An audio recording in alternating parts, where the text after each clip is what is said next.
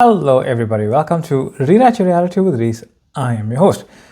And in today's video, reality is what you choose as imagination. Because everything that is happening in your awareness. So whatever you choose to be aware of must be happening. So you are your imagination. Whatever is happening literally in your imagination is you being everything as it. It doesn't really matter. If you think about bouncing a ball or something, you imagine yourself bouncing the ball, but you know it immediately. But where is all of that coming from? Where is it all stemming from? What is giving it life and substance and tactileness? It's you. It's you giving yourself the experience of simply bouncing a ball. And that's the crux of this video, actually. Your imagination is reality, because we're going to start from the very ground up. Infinity exists. The concept of infinity actually proves its own existence.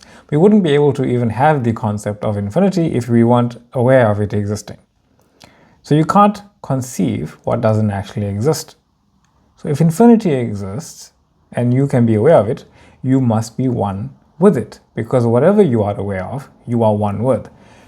So if you can conceive of the expression of infinity, your awareness must be able to express whatever it is infinitely and know, because even if you're bouncing a ball or contemplating infinity, it is your own beingness that is the essence of the contemplation itself. So whether you zoom in or out infinitely, there's no boundary. Infinity simply is what it is. It's the fundamental structure of reality, just being infinite. And here's the thing: if you zoom into something, you're going infinity. You're going into infinity. You're just gonna keep on going. At a certain point, what we conceive of, what we consider physics, simply breaks down. Doesn't really work at that point. And then whatever you are looking at just gets larger. And if you go further back out of the known universe, you're just making everything smaller and you're just changing your perspective. But you can all imagine a variation of it, because that snapshot exists within your awareness. Awareness is always going to be greater than whatever you are considering or conceiving of reality itself. The next slide is harmony with that infinity. Because no matter how vast or chaotic everything functions in its beingness, everything functions in balance, in harmony. Like, no matter how chaotic, no matter how vast, no matter how big, no matter how many things you want to consider, it all functions in its chaotic, harmonious balance. Whatever appears random is part of a greater harmony, and if it's random, that just means we don't necessarily understand how it works. We have created ideas of randomness, like dice rolling and things like that. But you are creating the effect of randomness itself as awareness. You say, I'm going to randomly just have something happen here. But no matter what happens, it's actually coming from you. You just can't really conceive of it beforehand. Therefore, life cannot be random, because everything is synchronized with being itself. We call it coincidence. But coincidence is cooperating parts coming together with a source that's you and your awareness of it. Those things don't synchronize with itself. You hear someone's name and you are thinking about their name, and then you come across that same person you are thinking about. That doesn't happen without your awareness of those things connecting the dots. You are the thing that connects the dots and the dots itself. And the next slide is manifestation versus materialization. And this is where it gets a little confusing when people hear about manifesting the very first time. People confuse manifesting, this seemingly inner knowing, with materialization, which is the outer appearance of what you desire to appear physically for your experiencing of it. Manifestation happens instantly. So does materialization. They both happen instantaneously. When you imagine something, it's not that an image appears to you after you are imagining it. You're imagining, and the image and or the knowing of it appears simultaneously with your knowing of it. The act of imagining is instantaneous materialization within awareness. You cannot think of something without knowing you are thinking of it. You cannot contemplate something without knowing you are contemplating it. You cannot imagine something without knowing you are imagining it. Whether or not you are consciously seeing the image of a pink elephant, the famous phrase, it doesn't matter. You are knowing the idea of a pink elephant, and that idea is enough to know. Your knowing is instantaneously knowing what it is knowing, because you are knowing. It's a funny word, that. So whatever is happening in your awareness, in your imagination, is an instant materialization and an instant manifestation of what you desire to experience. There's no delay. Knowing and experiencing are simultaneous. There is no delay between them. We create a delay by imagining, hey, where's this thing in my physical reality? It's not here. Now we start to imagine where it is. As in, you imagine yourself not in the being, doing, and having of it. You're creating a delay by focusing on reality where you just don't have it. It's not actually even a delay. It's not even a gap. You're just filling in blank space. That's not really blank. It's more of just more space-time where you aren't experiencing what you want to experience. As an example, as an example, if you walk to your kitchen or walk anywhere and you just started arbitrarily walking in a circle, you didn't create any space between you and the kitchen. You just started contemplating, being aware, or experiencing something else. The kitchen didn't go anywhere. You just started to go in another direction. That's exactly what you're doing when you're creating space. You're just going in another direction inwardly as experiencing itself. But you believe so heavily in that space between you physically unfolding that it's a gap that you have to close, opposed to it's not a gap, it's just another moment in the unfolding of who you are. Because you believe so strongly in it, you try to do something with it. You try to take the wheel and drive in the 3D world where you don't know how to get there. Yes, you know where your kitchen is. But if you know where your kitchen is, go there. You know where your desires are. In your imagination, go there. So awareness and its contents are one mirror. They are literally one thing. The mirror is instantaneously reflecting. So perfect, you don't even notice whatever it is you are aware of is a reflection. No matter what thought you have, no matter what you are considering, no matter what you think your past is, no matter what you think your now is, no matter what you think tomorrow is, no matter what you think about anything, no matter what thoughts you are thinking about having, all of it's reflection. No matter what you think you are experiencing in the physical, it's just reflection. Whatever you experience in imagination is you experiencing yourself. You instantly materialize the reality experience you are focused on being as you're experiencing within your own awareness instantly. The manifestation is the unfolding and is the identity you now are. And as what we typically refer to, unfolding, manifestation, etc. Basically, manifestation is what we typically refer to as the having of whatever unfolded. But it is the whole thing. It is the unfolding, it is the identity, it is the experiencing of it. All of that is manifestation. Because you weren't aware of it previously. But it's the unfolding of that life stream immediately from wherever you are physically. As the 3D reality is only the effect of imagination as the true reality. And the next slide here is how we typically understand the 3D self concept. Imagining brings something forth. So we think about something, think about a car, and then where is it? How is it going to get here? Who's going to drive it to my house? Believing in separation, believing in space, and believing in time. Believing that there's a separation between you, the true you, and the version of yourself driving the car. Believing yourself to be this physical version, and there is space between you and the car. And believing yourself as this physical version, and there's a certain amount of time it takes for you to get to said car.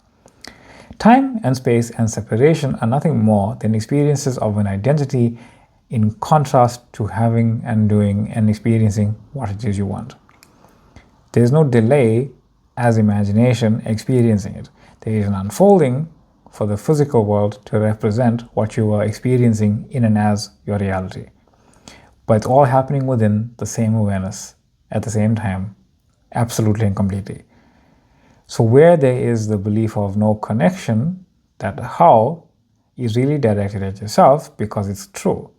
From the physical self, that how is actually impossible. That is why you keep asking yourself that question. From the physical self, that how is true because it is impossible. From the physical self that you are experiencing yourself as, if you consider yourself to be this person only, that how is true. It is impossible. But if you realize you are awareness and all things live and are being inside your own being, then you realize, hey, there's nothing I need to actually do except know myself as awareness, and I am already driving said car because I'm the creator of myself driving said car and the car. So when you realize past, present, and future all happen at once, combined for the illusion of your present life, within your true self, awareness, you realize the past illusion doesn't actually exist. I don't remember what my past is. I have an idea of how I got to where I am right now, but I'm recreating that right now in my awareness with the filter of past. But you can just as much step into a version of the past reality you experienced, experience it how you like in that now moment, and that will be your experiencing right now, creating the new past from here, the new now from here, and the new future from here. I want to say here as awareness here, not physically here, because that past is already gone when I said that. The future is illusion, the past is illusion. Whoever you are imagining yourself now as, no matter where you think you are imagining it in your time frame, it's all happening now with its own past and its own future. So in the next slide, that's how it looks. Crazy, I know, colorful as well. So the past illusion, the physically focused now, and the future illusion are all just frames happening within you. That multi-dimensional experiencing awareness. That whatever you are being is who you are as focus in and as reality itself. You are reality itself. You contain infinite scripts itself. You wrote them all. You wrote an infinite number of scripts. It doesn't matter whether the pen is on the left-hand side or the right-hand side. Those are two different scripts. Reality is the very substance of yourself. You wrote it with your own cosmic blood, so to speak. A bit morbid there, but sure, right? So all of those frames, that past illusion focused from now and that future illusion focused from now, that just exists within your own awareness. It's where you are currently physically focused, believing yourself to have this buzzing out past and this confused imagining future and this wondering moments of reality. But when you see yourself as source, the knowing, the awareness that you are, and you shift to a new now moment as that awareness and experience yourself driving said car, you have a new past, you have a new future, you've shifted. Then you're physically focused now, new identity already changing with that I am that you have imagined yourself as your experience as I am, because you are that I am. Right then and there. That's your new physically focused version of reality, because you have chosen it. It must be unfolding for you through and as you. So there's no longer wondering where it is, because you know it's nowhere to be found in the 3D world. You know exactly where it is. And the next slide is belief and identity.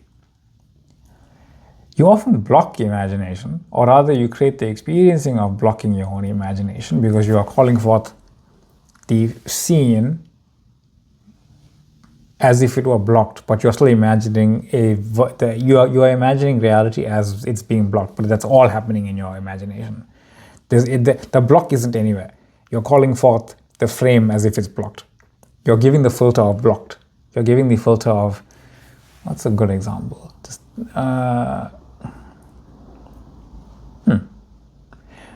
a really good example for this. Basically, when you're adding filters to a photo, you can either look at it normally, you can look at it vintage, you can look at it retro, you can look at it black and white, you can look at it blocked. And that's what you're doing in imagination. When you're imagining something to be blocked, you're calling it forth like that. Or, in another way, you're calling it forth feeling guilty about it. So you're giving the filter of guilt to the scene. It's a completely different scene. It might look the same to the one that you desire, but it's not. It's the one that you feel, it's the one where guilt is present.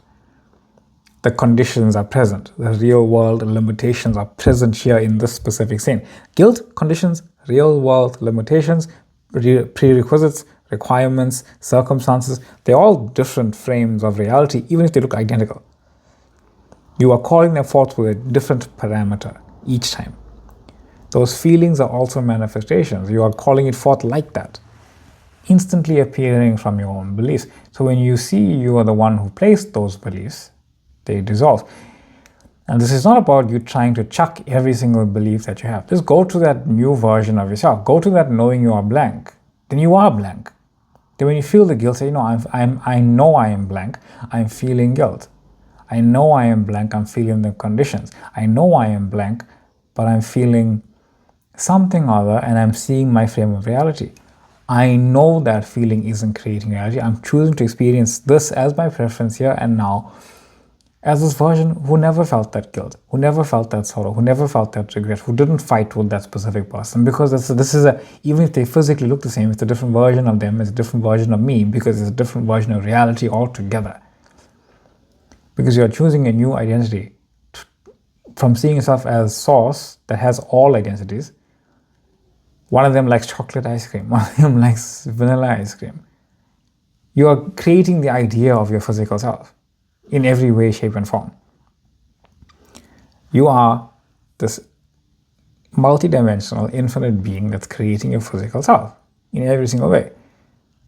So whatever beliefs you're holding on to, believing, no, I have always liked chocolate ice cream. No, you've always remembered yourself as a version of yourself that is continuously shifting, experiencing similar versions of yourself that have always liked chocolate ice cream. You can literally see yourself as source and imagine a version of you that just liked whatever else, as well as chocolate ice cream. It's not about trying to dump the chocolate ice cream. It's about realizing you are greater than any specific version of yourself. And I'm picking those nonchalant beliefs because we so often focus on beliefs where I can't have this thing. No, but the other beliefs are just as relevant and just as non-important as I don't have the money to imagine driving my car. I'll never get back with my specific person because we had such a bad fight. I love chocolate ice cream. They're literally all just beliefs. But we don't focus on some of them because it's just so whatever. But they're all the same. Next slide here. Synchronicity, faith, and knowing. So physical events start to echo your internal state. People repeat your thoughts. People pop into your reality that you're thinking about. Oh, this person messaged me after 77 years. And signs appear, right? You get things popping up in your reality of names and places and thoughts and this and that. These are not messages from your higher self telling you what to imagine. They are reflecting what you are already imagining as yourself. The sign doesn't necessarily need to only be not positive, but it doesn't necessarily need to be hearing your specific person's name, something like that. Right? People like to point that one out. All those numbers, 1, 2, 3, 1, 1, 1, 2, 2, 2, angel numbers, right? They don't necessarily have to actually be like that because they can show you who you are not any longer. So everything becomes a sign of showing you who you are, even if it is showing you who you are not, because that's how polarity works. If you see something about a person you just no longer have any interest in knowing and they keep popping up in your reality, it's because you are no longer that version of yourself that's interested in unfolding and seeing more and remembering more of this reality. That's why you keep on seeing them. But if you keep thinking you're seeing them because it's stuck, then you are imagining them again new with the filter, this is stuck. So it'll keep on showing itself to you and you keep on experiencing yourself thinking it's stuck. But if you shift instantaneously knowing that, hey, this is no longer my reality, it's showing me that it's no longer my reality, that's what it's doing. Because reality is only ever showing you who you are being right now. Not your physical selves and the silly physical thoughts that you have. As awareness, what are you choosing to be aware of? That everything is unfolding perfectly. That's where you are. And you don't wait for evidence because there's no evidence. There's not going to be evidence of $1 million in your bank account if you just say, I am a millionaire. There isn't. Right? There will not be $1 million in your bank account right now when you say, I am a millionaire in the physical world. It's not supposed to be there. It's contrast of knowing, hey, I am experiencing a version of myself who is not a millionaire. I am awareness. I'm choosing to be aware of a version of myself that is a millionaire, and I'm going to experience myself experiencing the how just by simply living of $1 million coming into my reality, however it does, because it does. So no longer waiting for evidence, your life being lived is the evidence of who you say you are choosing to be in and as awareness. There's no external God giving you instructions. So when you ask God, what do you want from me? Realize no one's going to answer. And when you ask yourself, hey, what do I think God wants from me? Nothing. God doesn't want anything from you. God gave you everything. Why would God want it back? And lastly, awareness as reality. Awareness as reality. Just to close off here, everything happens in your awareness, not outside it. The past and the future only exist in the now moment as an illusion of who you are being right now. Whenever you are imagining a past or a future event, you are recreating it then and there as whatever preference that you are feeling. Sometimes you are unknowing of that preference, sometimes you are unconscious that you are doing it. But even in the moment, in any moment, you are recreating it. You need not worry that you keep recreating it the way you don't like. When you are conscious, you know that you have created it in the way that you are choosing it to be. So regardless of any thoughts that pop up, they don't matter because they don't have any power. You give it power by what you are embodying as reality. Like, where am I choosing to shine my light? Because I am the light. Whatever you give awareness to must be happening because awareness is the container of all of it. And here's these proverbs that point to reality creation in every single one of them. Proverbs 23:7. As he thinketh in his heart, so he is. So is he. What does that really mean? That when you are imagining something with this beliefs in your heart, as in your self-concept, that's what you are. It doesn't say whatever beliefs you have, you will experience. It says you are your beliefs because you are reality. People, when you read scripture and you realize when it says something, it always says you are that thing. So it says, as you think of yourself, you are that. So judge not according to the appearance, but judge righteously. Because you don't have any idea what's going to unfold in your next physical moment. You only know as the now physical moment what you are choosing to be aware of and unfold as awareness, which is your scene that you typically return to, or your preference of experiencing reality. Now faith is the substance of things hoped for and the evidence of things not seen.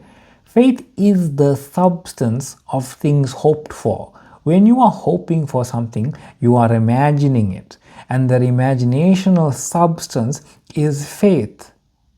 But if you are knowing that substance, then faith becomes knowing. So faith is knowing. And when you have knowing and faith of your substance of what you are imagining, it is the evidence of things not seen, because we see with our physical eyes. But if you're being with your with your metaphysical being, you are the substance of what you hope to experience. You literally are it. Therefore I say unto you, what things soever ye desire. I love the way they like this. When ye pray, believe that ye receive them, and ye shall have them. You believe in your own imaginational awareness. You don't have to believe to the point where you are overcoming doubt every single time. Believe it to the point where you are willingly choosing to experience it completely. Believe that. Just believe in the fact that you just want to imagine them fully and experience it, and then drop it.